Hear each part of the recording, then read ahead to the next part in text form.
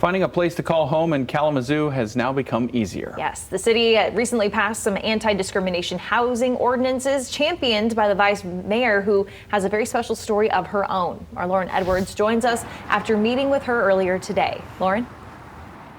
Yeah, Ryan and Annie, we spoke earlier this morning, and she has a phenomenal story of perseverance dealing with the housing crisis, firsthand account within. You know, one thing that we talked about was the freedom encampment. I don't know if you guys remember. I believe it was just over a year ago that there was men and women who were experiencing homelessness. They were over here in protest. They called themselves the freedom encampment, and she was just saying that the ordinance is for them and anyone who's in a housing crisis who simply just wants a fair shot.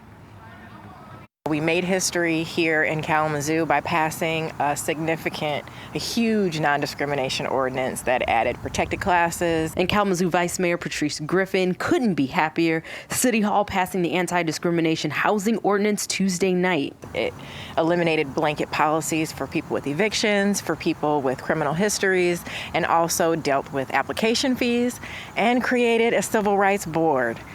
So yes, it was huge, and we did it. What's more, the vote passed unanimously, a touching moment for Griffin. I still don't really even have the words for that because it's so near and dear to me. Because she experienced it herself in 2016 when the rental home her family was living in was suddenly condemned. You know, that will never leave me.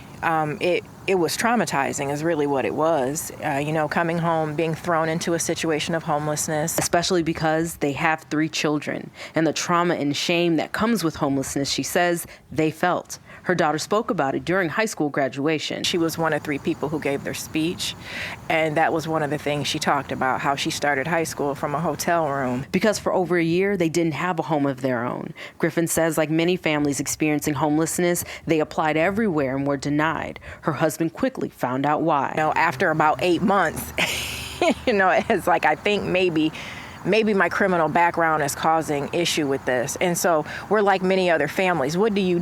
Do you lie and say you're a single parent? And risk getting evicted later? Her husband's last felony was in 2001, and they didn't lie about it. However, she says many families do to get a shot at fair housing. But she hopes the new ordinance will give them choices and a voice. It's time.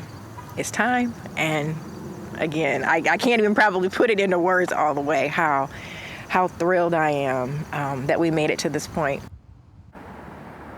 So yeah, the vice mayor, she is thrilled, in case you couldn't tell there with the big smile. And you know, the application process is open for the Civil Rights Board. So if you want to know more about that, you can just head to fox17online.com or click on our mobile app. All the information will be posted. Reporting live here in Kalamazoo, Lauren Edwards, Fox 17 News.